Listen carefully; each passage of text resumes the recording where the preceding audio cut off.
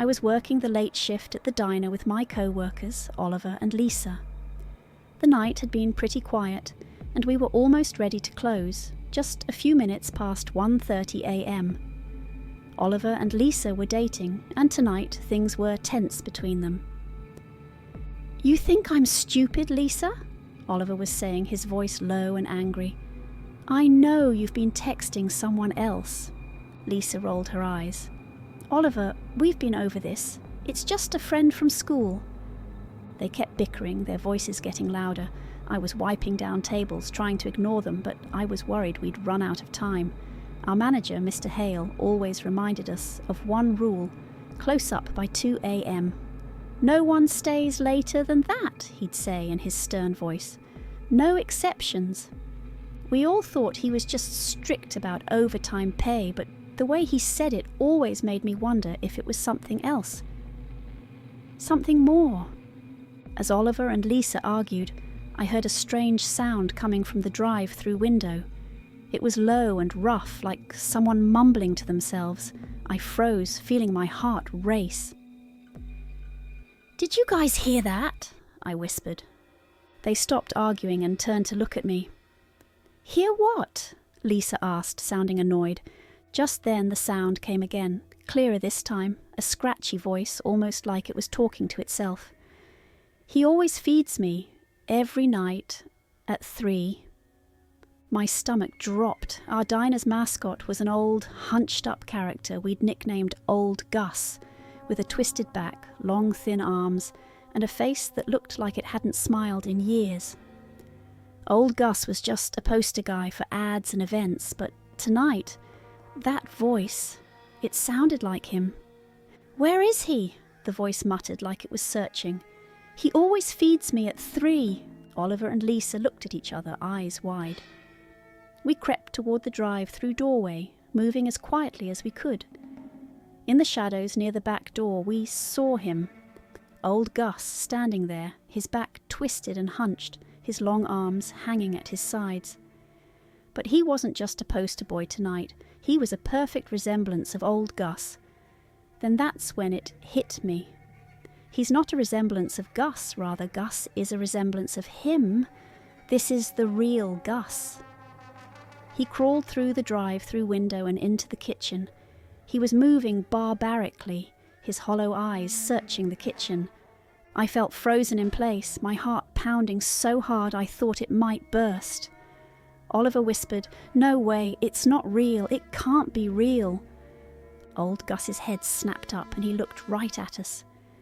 "You're not him," he rasped, his voice low and disappointed. "You're supposed to be gone by 2. I couldn't breathe. Old Gus was just supposed to be a costume, just fabric and fake limbs. But there he was, shuffling closer, his black eyes empty and his mouth twisted in a strange, hungry smile. "He feeds me every night," he whispered, taking a step toward us. "Fresh meat, every night at 3. You're not him," it rasped, staring at me with a weird sort of disappointment. "He told you to leave by 2. I tried to speak, but my mouth was too dry. Who are you?" It tilted its head, its eyes gleaming. "He brings me food," it whispered. "Every night, at 3. It's our secret." I felt my stomach twist. Mr. Hale. He knew about this thing and he fed it? The creature's lips curled into a strange, hungry smile, showing sharp, rotting teeth. "You shouldn't be here," it said, taking a step closer. "He said no one else should ever see me." That was enough for me. "We need to get out of here, now." Oliver and Lisa didn't argue this time. We ran to the front door and burst out into the cool night air, not stopping until we were halfway across the parking lot. I looked back just once and saw the creature standing in the doorway, watching us with those black, empty eyes waiting. The next day, all 3 of us quit over the phone, no questions asked. I didn't care what Mr. Hale was hiding or what he was feeding that thing that wore Old Gus's costume uniform. But every night when the clock gets close to 3 a.m, I think of those empty eyes, still waiting for its next meal.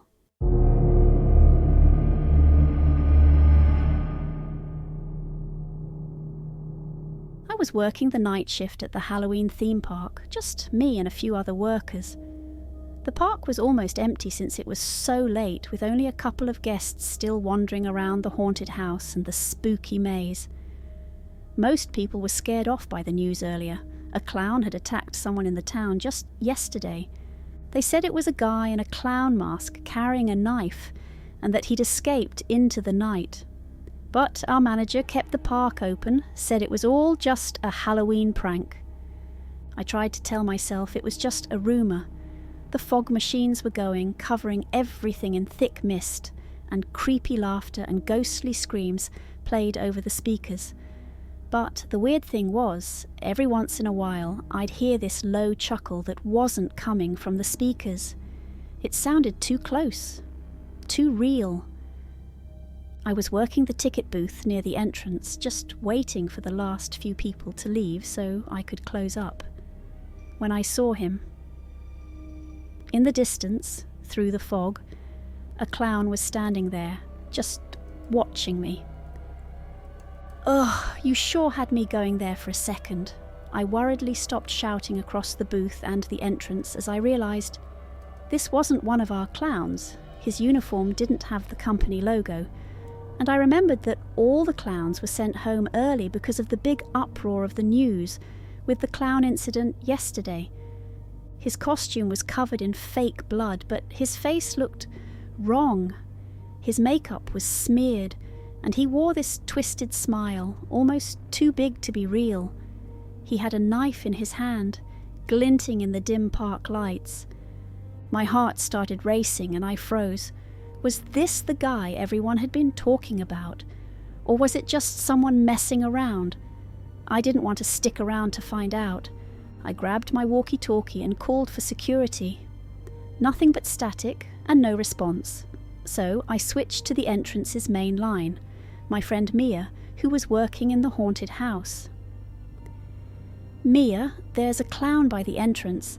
He has a knife, and he's just standing there watching me. Her voice crackled through the walkie. Are you serious? I thought that clown stuff was just a rumour. I peeked out again, and the clown was gone. My heart was pounding so hard I thought it would burst. He's gone now, but I swear he was just standing there. Mia's voice sounded worried. Come to the haunted house. It's safer here. I'll meet you by the back door. I took a deep breath and ran out of the ticket booth, looking around in every direction. The park was empty, just shadows moving through the fog. I could barely see a few feet in front of me, and every shadow looked like it could be hiding something or someone. I made it to the haunted house and knocked on the back door, glancing over my shoulder every few seconds. Mia opened it, looking just as freaked out as I felt. You're okay, she whispered, pulling me inside. We both tried to laugh it off, saying it was probably just an actor having some fun. But then we heard it, footsteps, slow and heavy, coming down the hallway. We turned to look, and there he was. The clown was standing at the end of the hall, his knife dragging along the wall, making this horrible screeching sound. His eyes were wide, staring at us, and that twisted smile never left his face. Mia grabbed my hand, and we bolted down a side hallway, running as fast as we could.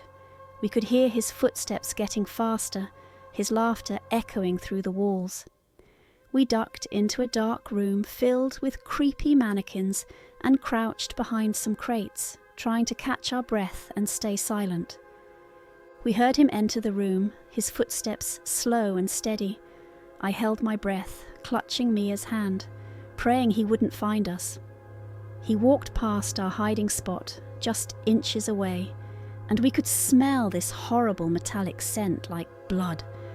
Finally, after what felt like forever, he left, his laughter fading down the hallway. Mia and I didn't wait a second longer.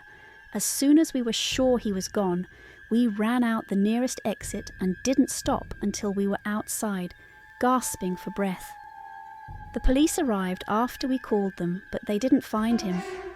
They said maybe it was just a prank or a really good actor. But I know what I saw. That clown was real, and he wasn't part of the show. And every time I close my eyes, I see that twisted smile waiting for me in the fog.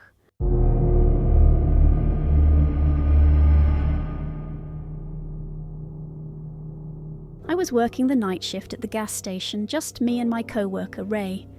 It was a slow night, quiet except for the occasional car passing by on the empty road. Ray and I were just about to start stocking shelves when the bell over the door chimed. I looked up and an older couple walked in.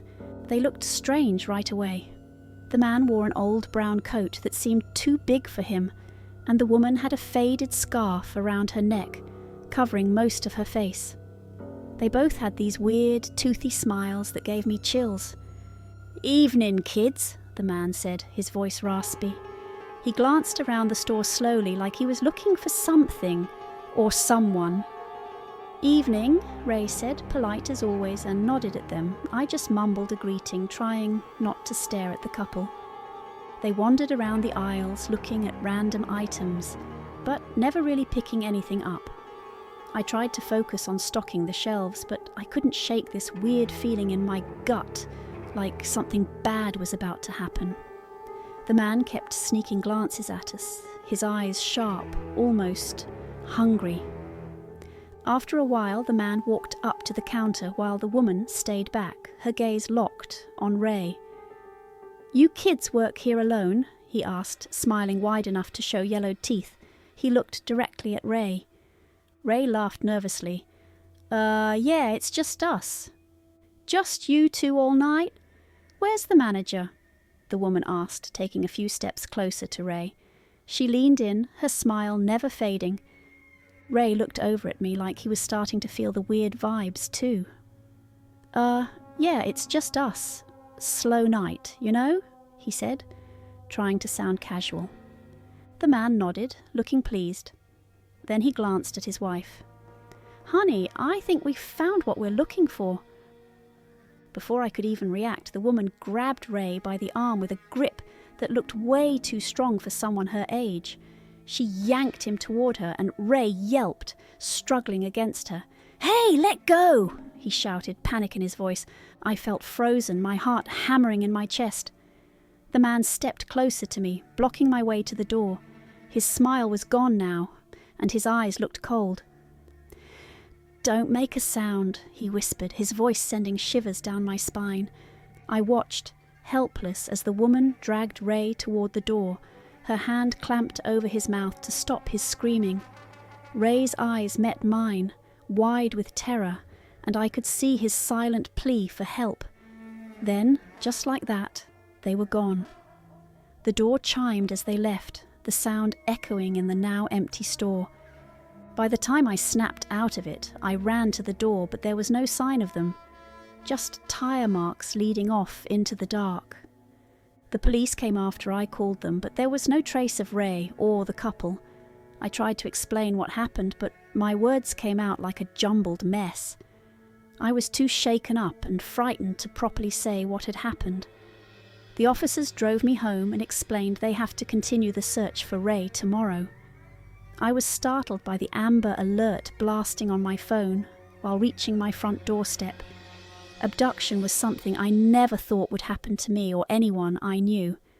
But the most unsettling part was the way the couple was staring at our bodies the whole time. That couple wasn't normal, and Ray, he never came back. Every night since, I stopped by the police station to get any updates on the search and investigation for Ray. Until one night I stopped by and Ray's mother was already there. But something was off about her. Her face was emotionless and her movements were slow and ragged. The officer whispered in my ear and told me they found his remains in an oven, bite marks all over of what remained of his corpse. My eyes widened as the officer gave his condolences. After comforting Ray's mom, I walked over to the officer and asked where I could buy a firearm. The officer understood just how serious I was and by the look on my face could tell I was capable of handling myself, even though the whole situation was such a recent traumatic experience. After I purchased my first Glock, I drove home realizing this world was a sick and twisted place, but I accepted the world we're living in.